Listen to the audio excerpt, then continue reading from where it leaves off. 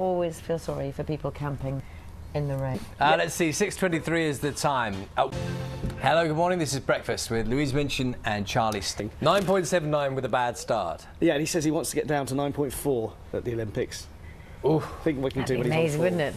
Lovely, thanks good. very much. Thanks. Figures, the women retiring this year are expecting to have a typical annual income, including everything, of £12,200. Absolutely fascinating. Extra 6 hours of study every night that one girl was doing. And we're talking about helicopter parents in the programme today. Over here, it's the idea that parents who get very involved in their children's lives, going through exams and whatever. Of course, we saw the parents there, literally waiting outside the gates for the exams. It's very interesting. Time now, just coming up to 6:45. Let's look at the main stories for you this morning. The UN, there's been an angry reaction to the government's choice of the next Chief Inspector of Constabulary Scotland, where it will spend the next week, with thousands of people expected to cheer it along the way. It started its journey in Stranraer this morning, finishing out how a parasite has wiped out millions of honeybee colonies throughout the world. Researchers have found that 10:15 is the time now. Let's see what's coming up on the programme today.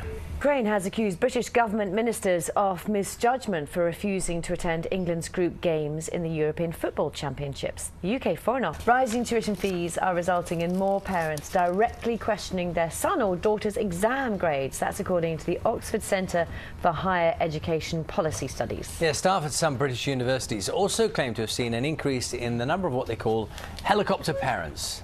Later, thank you. Time now 7:51 as the England football team gears up for their first match of the Ukraine. That's on Monday. They could be forgiven for thinking there's a certain British feel about the place. Yes, their match against France will take place in the city of Donetsk, but as Graham Satcher reports, it's a place with strong links to Wales and one man in particular.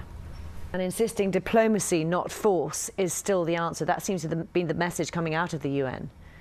On a campsite. It is 10 minutes past 8. Just on that thought, Andy, we're pretty much out of time here, but if you've had a premature baby before, are you likely to have one again? Is that how it works? Right. OK, we are going to catch up with the weather right now, and it's pretty miserable. I think that's a fair assessment, isn't it?